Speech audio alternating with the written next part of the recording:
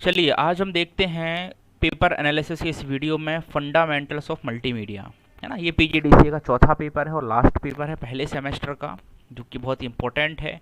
और ये वैसा पेपर होता है कि अगर आपने वर्ड, एक्सेल, पावर पॉइंट, है ना, एमएस एक्सेस और फंडामेंटल में ठीक से जो पढ़ाई की है अगर, तो यहाँ बहुत सारे क्वेश्चन ऐसे रहेंगे जो आपसे बन जाएंगे। ठीक है ना। इसमें भी जो टाइम ड्यूरेशन होता है वो 3 घंटे का होता है। मार्क्स 50 होते हैं, पासिंग मार्क्स आपके 20 होते हैं। है ना। जैसे कि फंडामेंटल्स ऑफ मल्टीमीडिया का नाम है, तो मल्टीमीडिया मतलब क्या है, बहुत सारे माध्यम से मिलकर के कोई भी चीज़ आपकी बनी है वो मल्टीमीडिया कहलाएगी।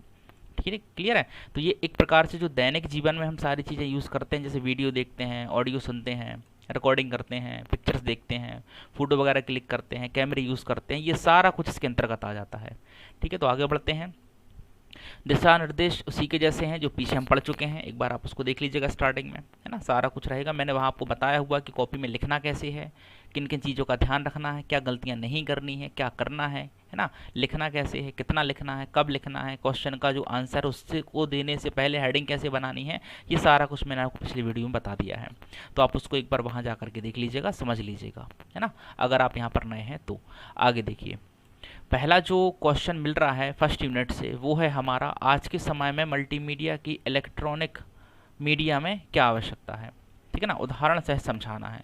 क्या कह रहा है, मल्टीमीडिया जो है कि इलेक्ट्रॉनिक मीडिया में क्या आवश्यकता है। इलेक्ट्रॉनिक मीडिया से मतलब जो हम आज के समय में बहुत सारे सॉफ्टवेयर चलाते हैं, फेसबुक है, ट्विटर है, इंस्टाग्राम है ना, व्हाट्सएप है, ये सारी चीज़ें, इन इस प्रकार की जो इलेक्ट्रॉनिक मीडिया होती है, सॉफ्टवेयर होते हैं, उनमें मल्टीमीडिया का क्या रोल है, ये आपको समझाना है। क्लियर है, तो ये आपको वहाँ पर बता देना है।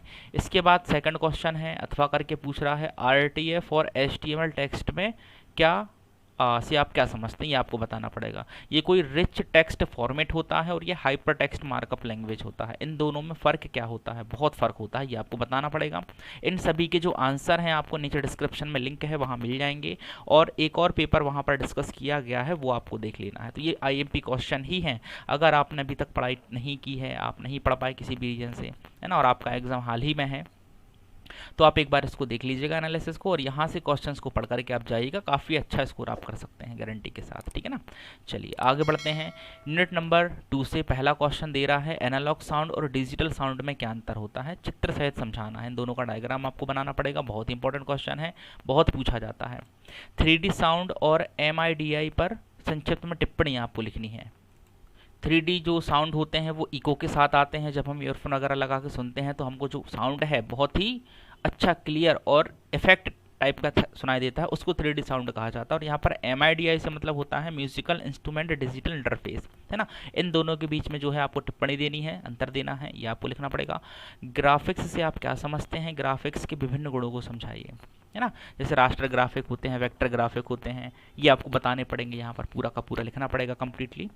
आगे बढ़ते हैं, अगला है, देखिए, वेक्टर ग्राफिक्स और रास्टर ग्राफिक्स में क्या अंतर है, इमेज रेजोल्यूशन पर टिप्पणी दीजिए। देखिए फिर से वही क्वेश्चन पूछ लिया घुमा करके, ये आपको लिखना पड़ेगा।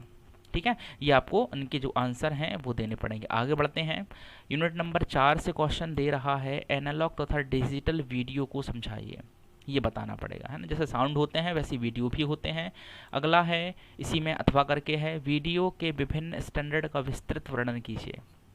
है ना, जो वीडियो के स्टैंडर्ड होते हैं वो आपको बताने पड़ेंगे। यहाँ पर आते हैं, यूनिट नंबर 5 में दे रहा है, हैंड माउंटेन डिस्प्ले क्या है, इसको समझाइए। हैंड माउंटेन डिस्प्ले जो है, देखिए इसको शॉर्ट में जो है अपन HMD के नाम से जानते हैं। है ना, एक प्रकार का कंप्यूटर डिस्प्ले ही होता है, मॉनिटर ही होता है, जैसा कि इसके नाम से पता चल रहा है आपको कि सिर पर पहना जाने वाला। है ना, हेड माउंटेन है, सिर पर पहने जाने वाला, एक प्रकार का हेलमेट टाइप का डिस्प्ले होता है। इसके बारे में आपको यहाँ पर समझाना है, बहुत अच्छा क्वेश्चन है, प्यारा क्वेश्चन है।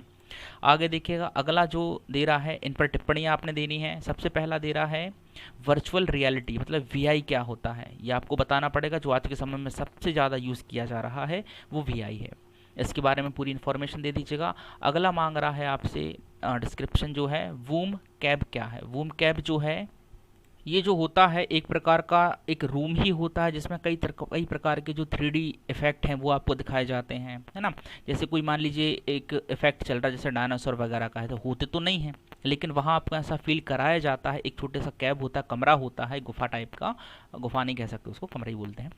तो वहाँ आपको ऐसा फील कराया जाएगा कि रियल में वहाँ एक डायनासोर है ना, उसको चलता हुआ, उसके पैरों की आवाज़, उसके मतलब साउंड आवाज़ कर रहा है, दहाड़ रहा है, समझ रहे हो बात को। अगर बाजू से निकल गया तो हवा का इफेक्ट आपको समझ में आएगा, है ना। ये होते हैं आपके वूम कैप, जिसके अंदर आपको रियल में एक वर्चुअल इफेक्ट दिया जाता है, जिससे आपको वो रियल में होने का एहसास होता है, जबकि वो चीज़ होती नहीं है, ठीक है ना। तो इसको वूम कैप कहते हैं। तो ये भी आपको यहाँ पर जो है बताना पड़ेगा। बहुत अच्छे क्वेश्चन है, समझ रहे हो बात को। पूरा नीचे डिस्क्रिप्शन में दिया हुआ है, हर एक क्वेश्चन का आंसर है। एक बार पढ़ लेंगे तो आपको अच्छा भी लगेगा और इसका आंसर आप बहुत आसानी से लिख पाएंगे।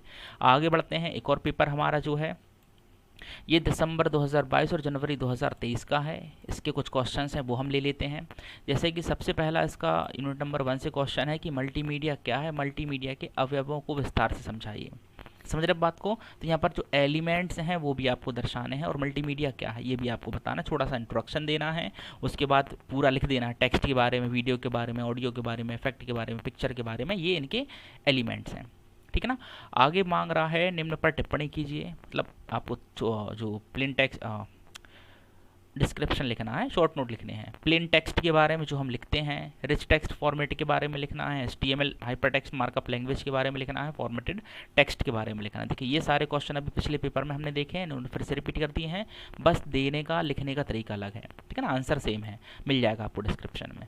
आगे चलिए यूनिट नंबर 2 से मांग रहा है, इन पर भी आपसे शॉर्ट नोट ही मांग रहा है ना। Analog sound and digital sound में अंतर बताइए, mono sound and stereo sounds में अंतर बताइए। ये देखिए एक नया क्वेश्चन मिल रहा है, ये साउंड के ही प्रकार होते हैं, क्लियर है। तो ये आपको लिख देना है, इनका आंसर भी आपको मिल जाएगा। मल्टीमीडिया के विभिन्न साउंड फाइल फॉर्मेट्स को समझाइए। हाँ ये बहुत अच्छा क्वेश्चन है, कई प्रकार के साउंड फॉर्मेट होते हैं, उनको आपको दर्शाना पड़ेगा, लिखना पड़ेगा, ठीक है ना। अगला क्वेश्चन है मल्टीमीडिया में ग्राफिक्स से आप क्या समझते हैं, इनकी उपयोगिता का वर्णन कीजिए। ग्राफिक्स आपको बताने पड़ेंगे जो मल्टीमीडिया का हिस्सा है, ठीक है। ये भी अच्छा क्वेश्चन है। इमेज के विभिन्न गुणों की व्याख्या कीजिए। इमेज जो होती हैं उनके जो एट्रीब्यूट होते हैं वो क्या होते हैं, जैसे अपन ने भी पीछे देखा रास्टर और वेक्टर इमेजेस की बात कर रहा था, सेम उसी के जैसा क्वेश्चन है, तो वो आपको लिख देना है। अगला क्वेश्चन है हमारा इसी में है, यूनिट नंबर 4 से है। एनालॉग वीडियो और डिजिटल वीडियो में क्या अंतर है ना। ये भी फिर से रिपीट कर दिया इसने क्वेश्चन। वीडियो एडिटिंग सॉफ्टवेयर क्या होते हैं, किन्हीं 5 वीडियो एडिटिंग सॉफ्टवेयर के बारे में लिखना पड़ेगा, ठीक है ना। तो बहुत सारे सॉफ्टवेयर हैं जो आप आज के समय में आप लोग यूज़ भी करते होंगे, तो मोबाइल वगैरह में भी जो सॉफ्टवेयर आप यूज़ करते हैं ना, सेम आप लिख सकते हैं, कोई दिक्कत नहीं है। वीडियो एडिटर होता है ना आपका, ये VN होता है, काइन मास्टर होता है ना, इस प्रकार के जो सॉफ्टवेयर होते हैं वो आप लिख सकते हैं, कोई दिक्कत नहीं है। अगला क्वेश्चन है यूनिट नंबर 5 से है, वर्चुअल रियलिटी से आप क्या समझते हैं, विभिन्न क्षेत्र में इसके उपयोग का वर्णन कीजिए। ये देखिए फिर से वही क्वेश्चन रिपीट कर दिया है ना, करता है ये, यही करता है, क्वेश्चंस को रिपीट करता है, तरह तरह से पूछ लेता है बस, है ना। आप ये वाले जो एनालिसिस हैं पेपर के ये देख लेंगे तो बहुत सी चीज़ें आपकी सॉल्व हो जाएंगी, है ना, प्रॉब्लम नहीं होगी। अगला देखिएगा, ऑथरिंग टूल्स क्या हैं, इनके प्रकार कितने प्रकार के ऑथरिंग टूल्स होते हैं, विस्तार से आपको समझाना पड़ेगा। ऑथरिंग टूल्स से क्या मतलब है, ये जो होते हैं ये प्रेजेंटेशन बनाने की जिनके पास क्षमता होती है वो ऑथरिंग टूल्स कहलाते हैं, ऑथरिंग प्रोग्राम्स कहलाते हैं, ठीक है ना। ये मल्टीमीडिया का ही हिस्सा होते हैं, इंटरेक्टिव होते हैं, इनके बारे में आपको लिखना पड़ेगा। तो ये था हमारा एनालिसिस पेपर्स के बारे में, जो पेपर आपको आने वाले हैं, क्वेश्चंस आपसे पूछे जाने वाले हैं। तो ये था अपना फंडामेंटल्स ऑफ मल्टीमीडिया का, ठीक है ना।